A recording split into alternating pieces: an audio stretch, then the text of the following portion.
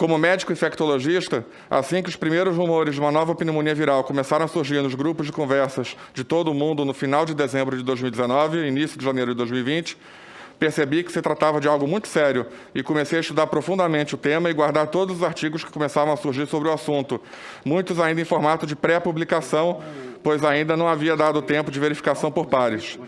Parte significativa desse material começou a vir da China, foco primário da pandemia. Ficou claro que se tratava de uma nova forma de pneumonia viral causada por uma nova variante do coronavírus, causador de síndrome respiratória aguda grave, conhecida pela sigla SARS, agora denominada SARS-CoV-2 ou simplesmente novo coronavírus. Os estudos e ensaios clínicos começavam a demonstrar que era mais que uma doença meramente pulmonar. Se tratava de uma doença sistêmica que atingia o corpo todo, causando vasculite disseminada e inflamação de diversos órgãos além do pulmão, sendo que também aumentava a chance de eventos trombóticos nos portadores do vírus. Vídeos com pessoas desmaiando destinados em cidades chinesas e sendo levadas de ambulância, feitos nas janelas de prédios das cidades atingidas pelo foco inicial. Filmagens de construções a jato de enormes hospitais de campanha em isolamento na China começaram a tomar conta das redes sociais. Era algo novo, potencialmente grave, ainda desconhecido da comunidade médica e científica e que estava matando pessoas. Era necessário, de forma urgente, procurar algo ou alguma coisa não apenas para conter o vírus, como também tratar os doentes. Rapidamente, a Europa, em especial a Itália e parte da Ásia, como o Irã, foram atingidos por ondas de contaminação em massa e o consequente colapso de suas redes de saúde. A doença aparentava ser mais grave em idosos e portadores de doenças crônicas. Vieram da China os primeiros trabalhos com medicamentos reposicionados de outras doenças para tentar tratar os doentes que começavam a lotar os hospitais e suas UTIs. De todos os remédios testados, incluindo antivirais para combate do HIV, o que apresentou inicialmente o melhor desempenho nos estudos foi a cloroquina e a sua prima farmacológica, a hidroxicloroquina, incluindo um pequeno ensaio clínico randomizado que mostrava grande potencial dessa droga no combate ao novo coronavírus, feito na China. Em medicina, excelentíssimos senadores, a prática de utilizar fármacos homologados para determinadas doenças em tratamentos para outras doenças, aproveitando-se seja de uma plausibilidade clínica, biológica, farmacológica ou até mesmo um efeito colateral que acaba sendo útil para o tratamento de outra doença, se chama uso off-label da medicação, ou seja, uso fora da bula oficial. Em alguns casos, o uso off-label se torna tão benéfico ao paciente que essa nova indicação acaba sendo incorporada, tempos depois, pela agência reguladora responsável por esse papel de farmacovigilância. No Brasil, compete à Anvisa o registro oficial de bulas e autorização de comercialização de medicamentos no país.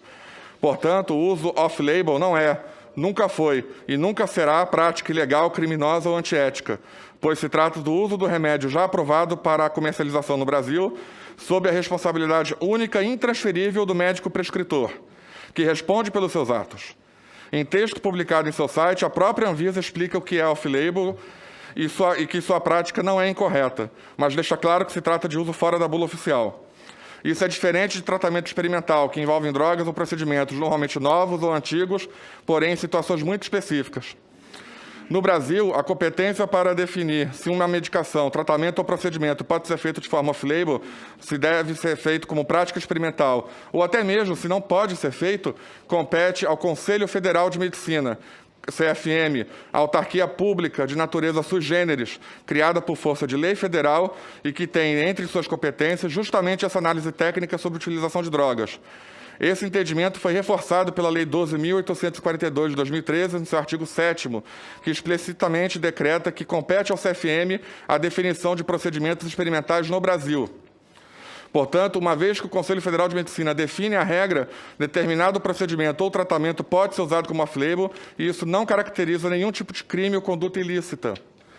Voltando ao tema do novo coronavírus, o sucesso chinês no controle da pandemia, em parte atribuído a seus protocolos de tratamento, que incluíam cloroquina, parte devido a outras medidas, fizeram pipocar estudos com essa droga no mundo todo, especialmente na Europa, onde a pandemia, que nessa época ainda nem estava declarada como tal pela OMS, começava a criar força. Surgiram estudos de diversos tipos que mostravam evidências a favor do uso dessa droga, em alguns casos associados a outras drogas, para tratar pessoas doentes por Covid-19. O nome da doença pelo novo coronavírus.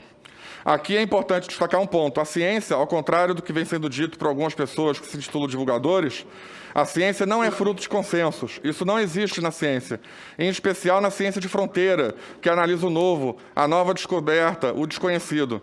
O dissenso, as diversas opiniões contrárias, os embates teóricos são parte da essência da ciência. A ciência nasce da observação. Dela surgem as hipóteses científicas nas quais serão baseados os diversos tipos de estudos com diversos modelos, formatos e pesos. Diante da observação dos resultados do uso da cloroquina na China e na Europa, formulou-se a hipótese de que a tal droga poderia ter alguma utilidade no combate à Covid-19. Centros científicos do mundo inteiro começaram a pesquisar e trabalhar essa hipótese. Ao chegar no Brasil, a Covid-19 rapidamente começou a ganhar corpo e em poucas semanas o país passou a figurar entre os primeiros do ranking de infectados e mortos. Diante desse cenário, vários centros médicos do país começaram a tentar replicar os estudos estrangeiros e diversos formatos e fórmulas de tratamento começaram a surgir. Ocorreu, inclusive, o que, na minha opinião, foi o maior desastre científico do Brasil em décadas. Um estudo conduzido pela Fiocruz do Amazonas e que se destinava a avaliar a segurança e eficácia de 2 dosagens diferentes de cloroquina em pacientes com síndrome aguda respiratória grave, publicado na edição eletrônica do Jornal da Associação Médica Americana, JAMA, calculou errado a dose do grupo de alta dosagem, expondo os pacientes a níveis séricos potencialmente fatais desse medicamento. Nesse grupo foi dado o equivalente a 12 gramas de cloroquina em 10 dias. A bula desse remédio é clara que não se deve dar mais que 1,5 grama de cloroquina em 3 dias, sob risco de graves eventos tóxicos. Esse estudo deu 3,6 gramas de cloroquina em 3 dias a doentes graves, dose 2,4 vezes maior que a permitida em bula. Nos primeiros 3 dias do estudo, morreram 7 pacientes. No total, o braço do estudo de alta dosagem teve cerca de 40% de mortes, que foi interrompido quando se viu o que estava ocorrendo. Inacreditavelmente, esse estudo foi aceito para publicação na edição eletrônica aberta do JAMA, mas não na revista oficial. E passou a guiar o mundo todo no sentido de que a cloroquina era ineficaz e perigosa, sendo que o estudo jamais avaliou a eficácia e esqueceram de dizer que perigoso era dar remédio em dose tóxica para fins comparativos. Em comparação, os 14 ensaios clínicos randomizados sobre monoterapia com hidroxicloroquina já realizados, com milhares de pacientes em doses seguras, não mostraram um caso sequer de arritmia fatal ou muito grave. Em abril, o Conselho Federal de Medicina, órgão normatizador e regulador da medicina no Brasil, emitiu documento considerando esse tratamento como off-label. Era necessário e urgente orientar os médicos brasileiros para aplicarem uma dose eficiente e segura para esse uso off-label. Nesse sentido, fui honrosamente convidado pelo Ministério da Saúde a compor, como colaborador eventual do governo, sem nenhum tipo de remuneração, a equipe de profissionais responsáveis pela construção da Nota Orientativa 9/2020, atualmente atualizada pela Nota Orientativa 17/2020, sobre orientações para o tratamento inicial da Covid-19, com doses adequadas de hidroxicloroquina e cloroquina, para que a tragédia do estudo Clorocovid de Manaus nunca mais se repetisse. Foi um ato de coragem do Ministério da Saúde do Brasil que, naquele dia, se colocou na vanguarda mundial sobre orientações de tratamento de Covid ambulatorial à sua população. Apesar de não podermos atribuir causalidade direta, os dados mostram que, desde a publicação dessa nota orientativa, o número de óbitos por caso novo sofreu progressiva e contínua queda em território nacional até o fim de 2020, quando começou a segunda onda nesse país causada pela variante P1. Estranhamente, a partir de maio de 2020, passamos a assistir de forma estarrecida a politização do tratamento médico no Brasil. De repente, apoiar o tratamento de pessoas doentes com medicamentos off-label, suportados por dezenas de estudos científicos, passou a automaticamente lhe colocar em um lado do espectro político nacional. E as pessoas que não comungam desse espectro passaram a atacar as drogas e os médicos que as prescreviam, rejeitando o tratamento com um discurso recheado de ódio, sofismas e inverdades. O ódio foi tamanho que nenhum outro novo remédio descoberto para tratamento inicial da Covid-19 deixou de ser alvo do mais profundo assédio coletivo já visto contra a medicina no país. Médicos foram inibidos, cercados, cerceados e, em alguns casos, proibidos de prescrever drogas para tratamento da Covid-19, a depender da linha política do secretário de saúde local. Médicos renomados, dedicados, que tentavam explicar o absurdo disso, começaram a ser taxados de negacionistas, obscurantistas, termos ofensivos que podem até caber numa seara de lide política, mas jamais deveriam estar presentes no sistema de saúde. Era uma falácia absolutamente sem sentido. Os que negavam o tratamento, em plena demonstração de sinalização de virtude, chamavam os médicos que tratavam os doentes de negacionistas. Para sustentar essa narrativa, veio o xiitismo evidencionista, onde, a partir do qual apenas estudos considerados padrão ouro ou classe 1A poderiam chancelar tratamentos para a Covid-19 e todos os demais estudos passaram a ser refutados de ofício. Existem, porém, 2 problemas nessa abordagem. O primeiro é que tais estudos são muito caros, custam milhões de reais, demoram muito para serem feitos e só podem ser feitos em grandes centros, normalmente financiados pela indústria, que não terá, por obviedade, interesse em financiar drogas sem patente. O segundo problema é que esqueceram de combinar com o resto da medicina.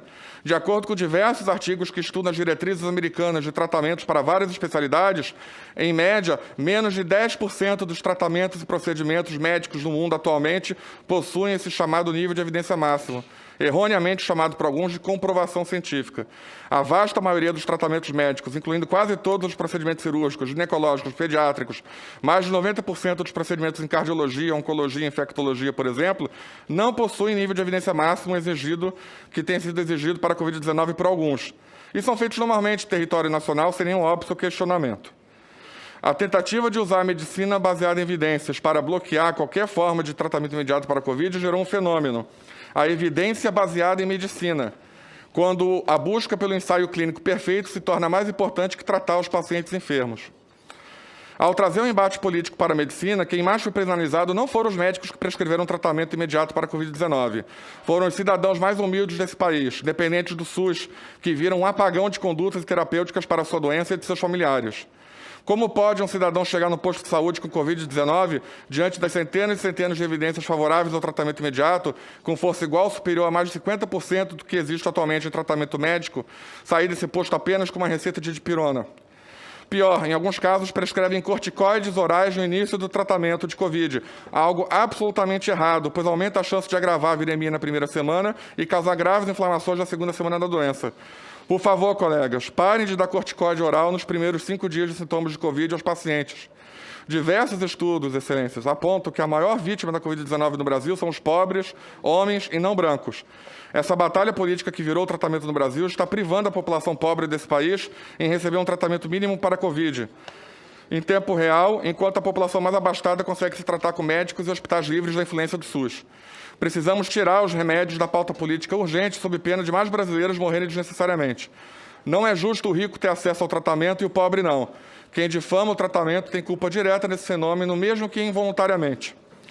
Junto com a pandemia da Covid-19, assistimos às salas de emergência do país serem invadidas por juízes, políticos e repórteres, cada um disputando para ver quem fala mais grosso com o médico e quem sabe mais de Covid-19. De repente, o médico civil recebendo aula de ciência e medicina de pessoas completamente leigas e sem a devida formação para tal, o que é uma completa inversão da lógica. A única certeza que nós podemos ter em uma doença nova como a Covid é a incerteza. Pouco ainda sabemos. Aqueles que se levantam para falar, sei tudo sobre Covid, não existe tratamento precoce, demonstram mais sobre sua ignorância ao tema do que propriamente sabedoria. Para concluir, doutor, por favor. Concluir. Já passou mais de 15 minutos.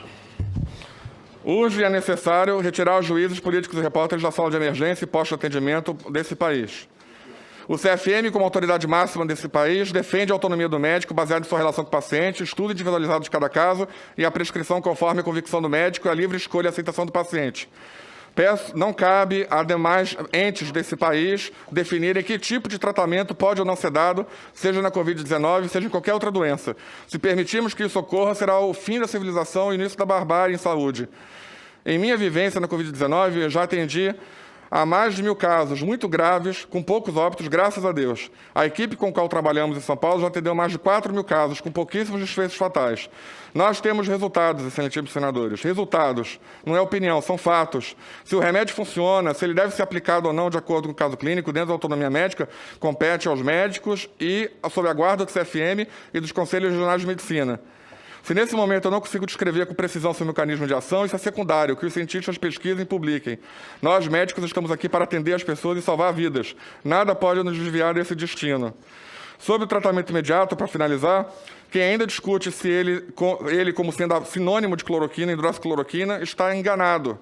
Hoje em dia, já temos quase 20 tipos diferentes de remédios que mostram enorme potencial de ação no tratamento imediato ambulatorial da Covid. Alguns, inclusive, já catados pelo poderoso NHS, Sistema Britânico de Saúde, como a budesonida inalatória, um corticoide inalatório e a vitamina D preventiva. Alguns remédios novos se mostraram falhos no uso hospitalar, porém promissores no uso precoce, como o anticorpo monoclonal. Até mesmo a pesquisa de novas drogas vem comprovando isso. Recentemente, o novo antiviral, em pesquisa por uma poderosa indústria, abandonou o braço hospitalar e passou a estudar apenas o uso imediato de sua droga experimental. Portanto, conceitos emanados como plena verdade por alguns, como a não existência de tratamento precoce e que tais remédios, tratamentos são comprovadamente ineficazes, além de não serem condizentes com a verdade, mostram que por trás dessas falas tem uma narrativa negacionista sendo construída. Todos os dias nesse país, nesse exato momento, isso está acontecendo. Pessoas estão sendo salvas graças a médicos que resolveram enfrentar essa narrativa negacionista e estão tratando seus doentes da melhor forma que for possível, defendendo sua autonomia. Venho aqui como médico infectologista que trata na vida real pacientes com Covid-19, demonstrar para a nação brasileira que pensem 2 vezes após ouvir esse tipo de discurso. Acreditem no seu médico. Muitos me pediram para não vir aqui, porém, qual o melhor local para o pleno exercício da democracia e das liberdades civis que dentro do Senado Federal? Agradeço a oportunidade e estou à disposição do Senado para contribuir para esse debate. Desculpe o tempo alongado. Muitos